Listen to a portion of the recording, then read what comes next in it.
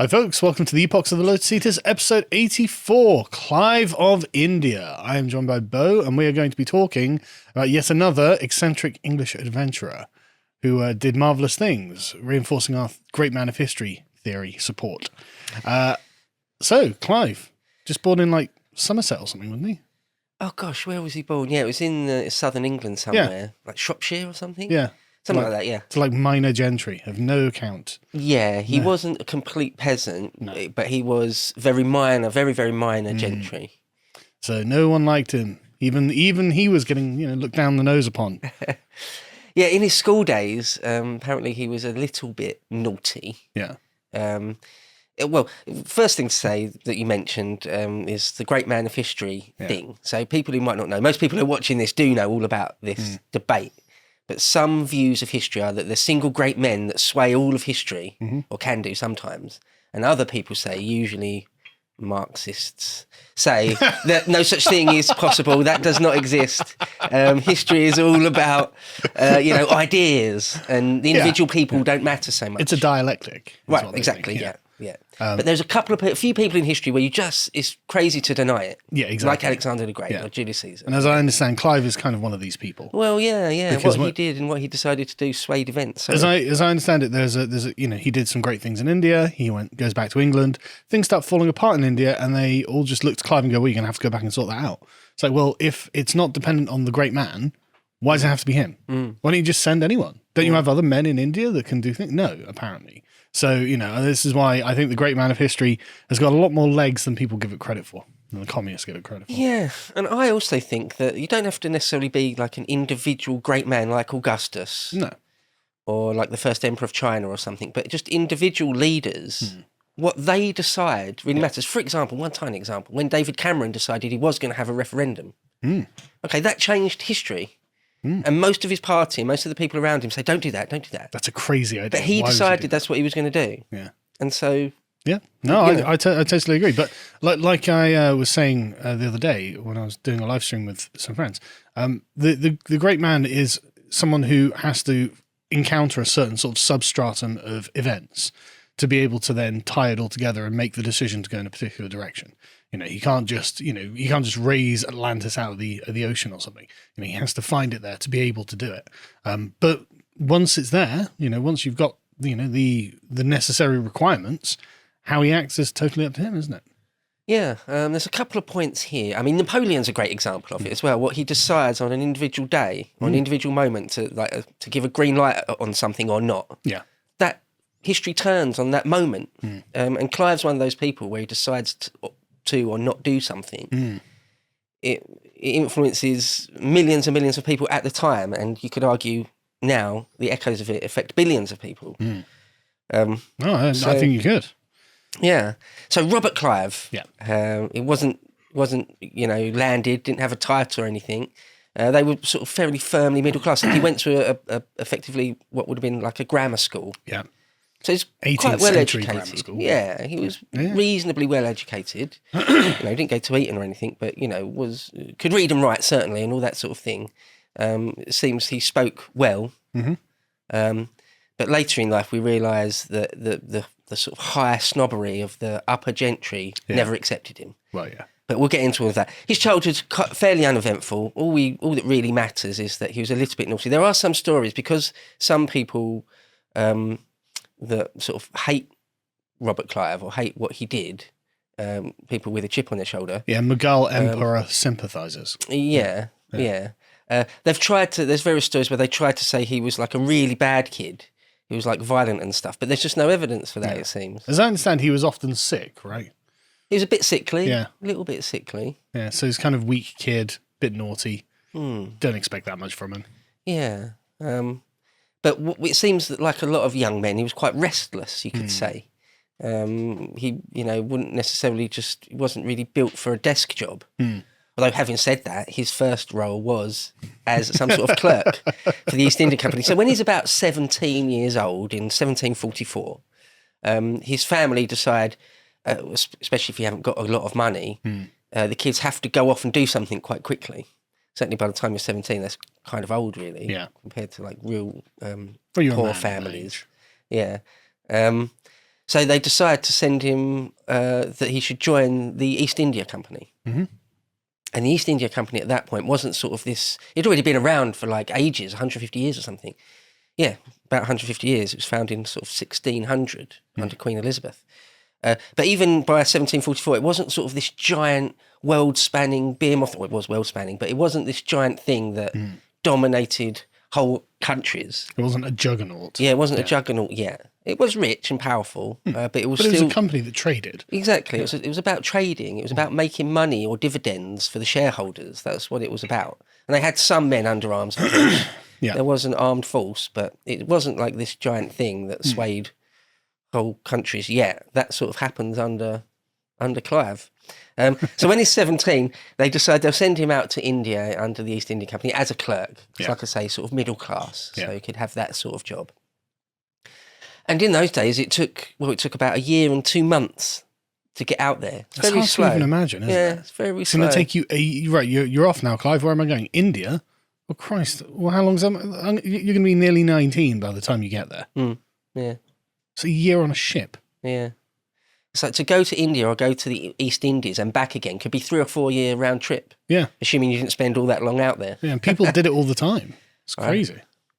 And it's very, very difficult. You could easily be killed in a shipwreck. Yeah. And if conditions on the ship become, too unsanitary and some sort of disease rips through the ship, sometimes it's a hellacious experience. Or pirates and privateers, Right. All that the French fleets. Who knows what could happen to you? Yeah. It's fraught with danger. So he goes out to Madras, but there's another point you've just hit on there. There is an on and off hot and cold war between the English and the French in the whole world. Yeah, in every theatre of war. Yeah, in every theatre of the world. It's on and off hot war and constantly a cold war between them.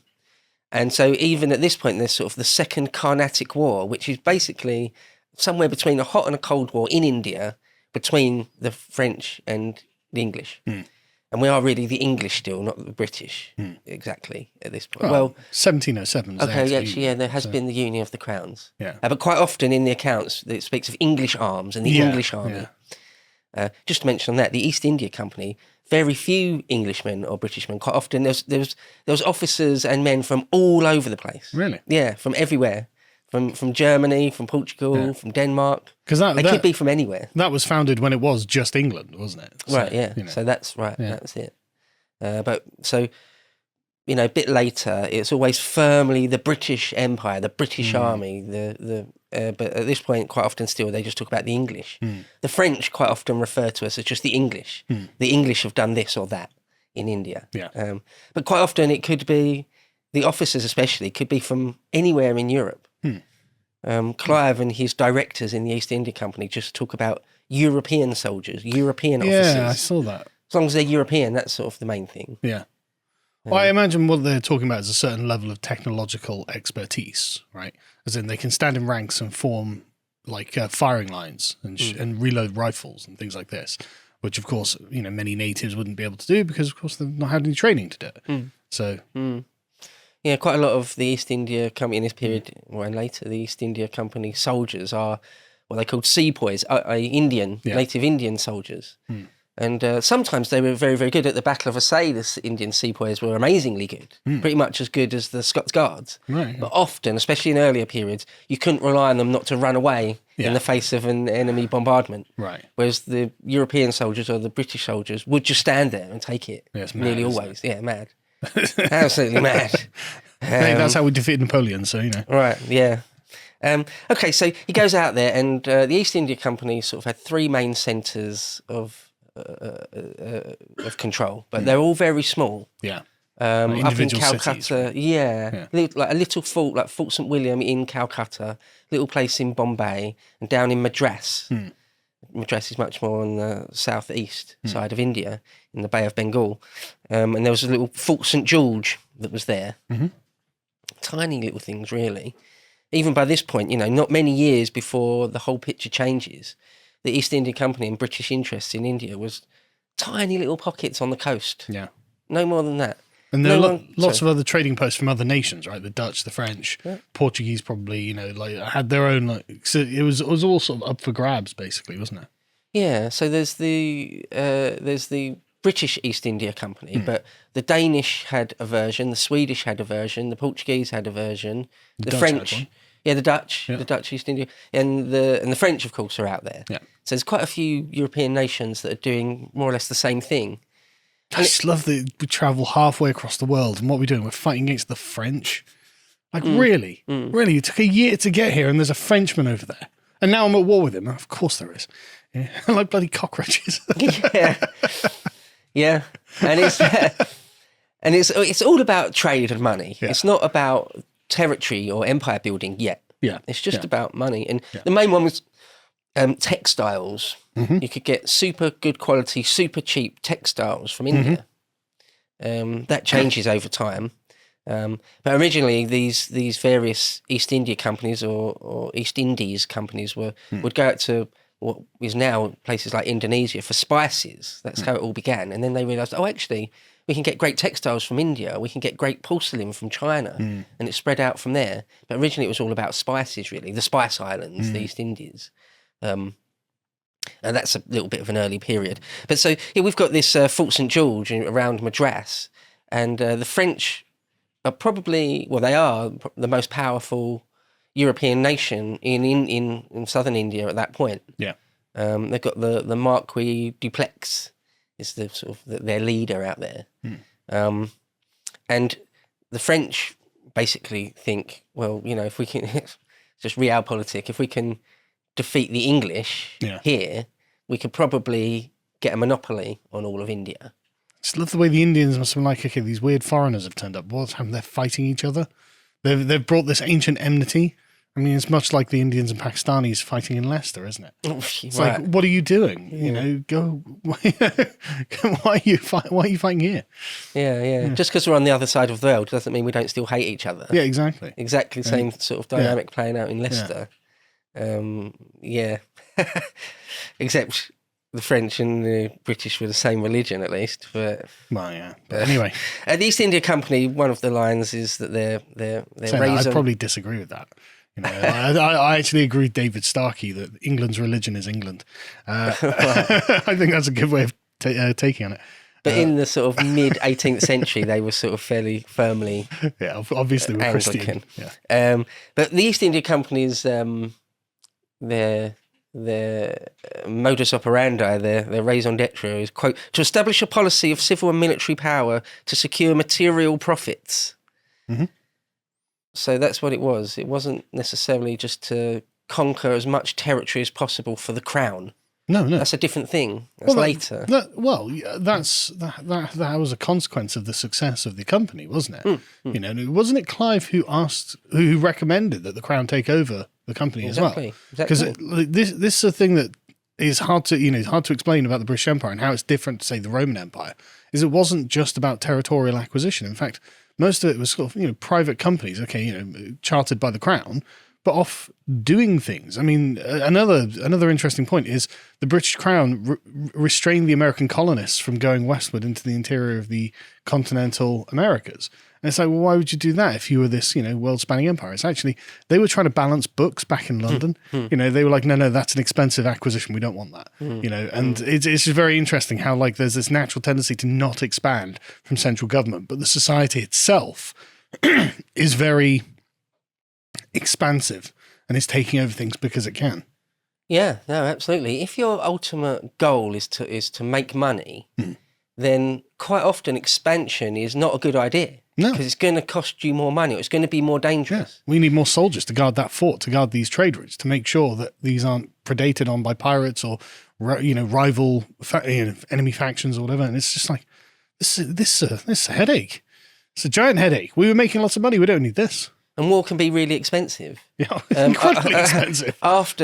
Slightly after this period, when the East India Company does sort of become a de facto empire of its own, people like the directors and the shareholders of the company aren't necessarily all that happy. They're more worried because it's not. They have to spend lots and lots of their profits on on soldiery. Yeah, I mean, what war for the East India Company is just burning money.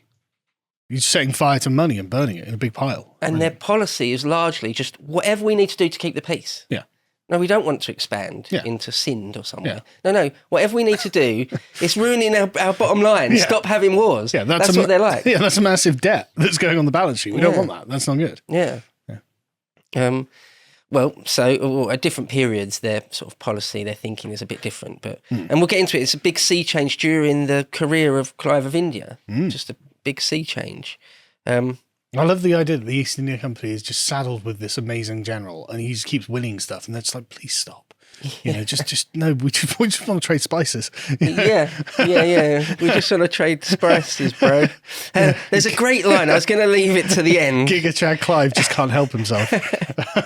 There's a super great line from Sir Winston Churchill. I was going to leave it till the end. I thought it was a great line to finish it on. But as we've been talking about this, I think I'll say it now. Yeah. Churchill said that, quote, "Of India, it has been well said that the British Empire was acquired in a fit of absent mind." Absence of mind, Absence of mind, sorry, yeah. Yeah, in the same way that the Roman Empire was conquered in self-defense, ours was just accidental. Didn't even mean to. It's just suddenly we're controlling, like, a third of the globe or something. So, So a quick word then to say about India and the sort of the Muslim Mogul Empire in India. Yeah, a foreign empire occupying India.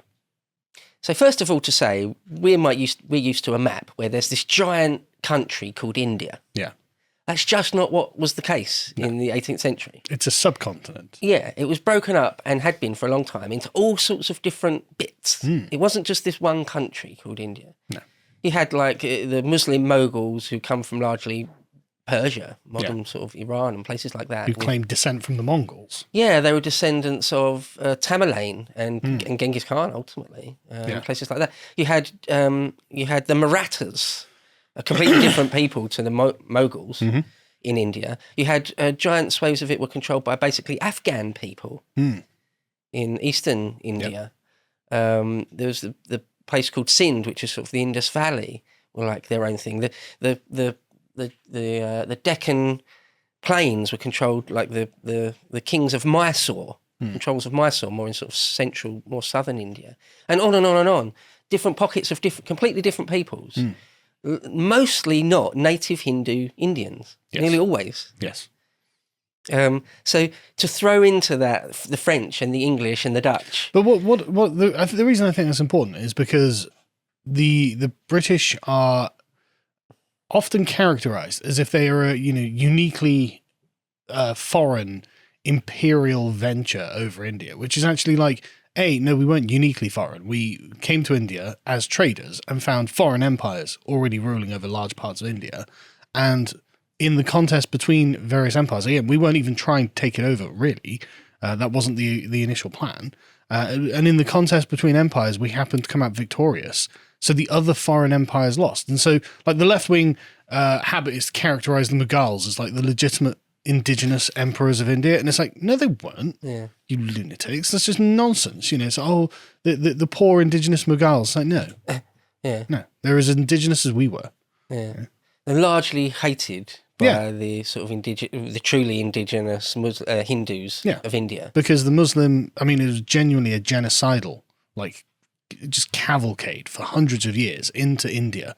And I saw an article the other day that were estimated something like 400 million Indians were slain over like a 500-year period because of the just continual Muslim invasions. Because the Muslims looked at the Indians with absolute horror because the Indians were idol-worshipping polytheists, which is precisely what Muhammad was like, no, that's strictly forbidden. These people are evil. And so when they get to India, they're like, oh my God, these people literally worship idols. This is, at least the Christians and the Jews, okay, fair enough. They're wrong, but they're not evil. They are people of the book. Exactly. They're not evil. They worship the same God as we do. These people have dozens of gods, thousands of gods. This can't stand. I'm going to get my saber. It's or scimitar. It's like, anyway, that's basically summarizes the Muslim attitude to discovering India. Yeah, the Muslim Moguls were extremely harsh to the native Indians. Like the way Muslim rulers nearly always treat their subject peoples, the kafir, with disdain and brutality. I mean, nearly always. Like the left-wing charge against the British is that it was a racist empire. It's like, well, so were the Muslim empires, but religionist. That's kind of how they were. You had to pay a tithe just for being a different religion. It's like, okay, well, how's that different to paying a tithe just for being a different race? You're still categorizing a sub. The majority of people as being inferior, and you are a superior privileged caste. So, characterize it how you like. Yeah. Yeah, even in a sort of a generation or two after this, when Sir Arthur Wellesley is in India, and they're still overthrowing sort of the last remnants of Muslim kings, Nawabs, in India, in Mysore, like the Second and Third Mysore War, they still speak Persian. Yeah. And things. There's this basically Persian Muslim overclass over the Indians there. Yeah. Well, just to make it clear that India isn't like a homogenous nation state that we've just turned up and brutalized. No, they were under occupation already. Yeah, and had been for hundreds and hundreds of years. The Moguls had been there for a few hundred years. Yeah, I mean, you look at the Taj Mahal. That's an Islamic thing. Yeah, and before then, you had other Islamic empires that had ruled like large swathes of like the northwestern India, and then you did have some like native empires and things, but it wasn't a homogenous united land, is what we're saying. Far from it. No, absolutely far from it. The modern idea of India is just that, fairly modern and probably quite artificial. It's a united thing. I mean, if what we're seeing in India with Modi at the moment is anything to go by, it seems like it's artificial. Right? It doesn't seem like it's a united. But anyway, doesn't matter for our purposes. When you have massive countries like that, like China, and there's different ethnicities within it. You have to sort of hold it together in a sort of a fairly artificial way. But anyway, let's go back to the Cold Wars, the Carnatic Wars between the French and the English out there. Yeah. So 10,000 miles away, the English and the French were at war. The Marquis Dupleix said of the English, some may say the English are bound by treaties like us. This is a mistake. Nothing binds the English except force. We currently pay France £50 million a year to stop dinghies coming across. Yeah. That quote is just unfair and wrong. It's not really correct. I'm not saying that we don't break treaties. I'm just saying you guys don't keep treaties. Right. I mean, you can cause perfidious Albion if you want, but that's £50 million a year for Frenchies. Right, okay. Well, so... but nothing binds the English except force. Well, that goes for everyone, doesn't it? Come on. Down in south eastern India, the French had their big base at Pondicherry. That's classically for generations. That was just synonymous with the French presence in India, Pondicherry. And that's really kind of near Madras. It's down in the same region anyway. So they decide to attack Madras. This is once Clive, the very, very young Clive, sort of 18, 19, 20 years old, they attack and, in fact, are successful. And remarkable. Yeah. Must have caught us unawares. Yeah, well exactly, yeah. And Clive is taken prisoner as a civilian prisoner, because at this point he's just like a clerk, like a trainee sort of clerk. 18, 19. He's just a kid. Yeah. But he shows sort of an early streak of the sort of the man he is, the character he is, by disguising himself and slipping through the French lines. Doesn't he go in like blackface or something? There's a suggestion that he darkens his face. So now he's cancelled. Right, yeah. Definitely rip down his statue. Yeah. Definitely, Man did blackface once to escape the French. Can't have it. But that takes sort of, panache, doesn't it, to do something like that? Yeah. I think it's interesting in sort of World War II, for example, when officers are like, well, there's no question whether I'm going to keep trying to escape. Of course I am. Of course. A lot of people are just resigned to their fate, aren't they? Yeah. And some people just will not have it. Yeah. Anyway, Clive seems to be one of those. He escapes back to English lines, back to Fort St George, I believe. He's supposed to have said at this point, or did write back, saying it was homesick. Wrote, when I think of my dear native England, it affects me in a very particular manner. This is something that you get from a lot of English explorers and travellers. I'm reading that Henry Morton, halfway through Henry Morton's In Search of England, and it's just like he says exactly the same thing. There's this profound longing for just the rolling hills of England, and it's something you get a lot actually. Yeah. And I'm reading Hitchens' Abolition of Britain as well, and he was quoting someone else, I can't remember who it was, talking about the English character, and it's just like they've got this weird attachment to their little damp island. It's like, yeah, well, it's ours. Yeah. Anyway. Green and pleasant land. Yeah. I've been on holiday, obviously, loads of times in my life, but only 2 or 3 times have I been away for sort of months on end. And every time, I sort of got a bit homesick. Oh, yeah. One time I went backpacking around Southeast Asia, and by the end of it, I was like, I can't wait to get back to damp old England. Yeah. I just can't wait. I had this, the first time I went on a proper foreign holiday was to Tenerife when I was 14 with my parents. And it was, interesting. We were there for 2 weeks, but I was genuinely emotional flying back over and seeing the rolling hills of England. I was genuinely emotional. I didn't even know why. I was just like, like genuine tear in my eye. I was, oh my God, thank God I'm back. Yeah. No, I feel the same. Yeah. Actually, when he escaped, he went back to a slightly different place, Fort St. David. Right. But these are sort of classic names, aren't they? Oh, yeah, these are great. Now, at that point, he decided that he would join the sort of the military wing of the East India Company. He decided that would be the best thing to do for him. He wrote, I was of the opinion that acting in a military sphere was the most honourable of the choices open to me and the most conducive to the company's service. Yeah. Very 18th century. That is very 18th century. But also it goes to show you what he is interested in. This is exciting and he wants some excitement. Yeah, no, absolutely. There was only like 200 odd men at Fort St. David. Yeah. That's another thing to mention. In all these things, the numbers are tiny compared to different points in history. Oh, gotcha. Really tiny. Nothing. Few hundred guys here or there, a couple of thousand guys sometimes here or there. You can see why like the Mughals weren't particularly concerned about these tiny European outposts taking over. Well, why would there's 200 guys, and what are they going to do? I've got 40,000 men under arms. What are they going to do? They haven't got enough ammunition to shoot all of my men. Oh, something to say real quick that I meant to say when we first started to talk about the Moguls is that even though they've been in India for a few hundred years, in the broad sweep of history, they're sort of the rot are set in. Yeah. And they're the sick man of India. Right. Yeah. Their various empires, the various Nawabs, sort of Mogul kings and Nawab. They're independent and they've broken up and they're not sort of, they're not in the ascendancy, shall we say. And so they're on the downward curve of their civilization, if want a better I imagine way of decadence explaining is set in at this point. Right, yeah. People said that India, historians have said like India can be like a temptress. You can quite easily just relax. It's easier just to relax. I bet it is. And just be... it's the Capua of Asia. To be self-indulgent, right? Yeah. Okay, so apparently... it's a really rich place. There's a, very nice climate, lots... And the sort of, the people aren't very warlike, I think is a good way to put it. Because this is one of the things that I think the Hindus really suffered from. I watched a documentary about this the other day, and they were just talking about the Muslim invasions. And the problem with Hinduism is it's not a warlike religion. The problem.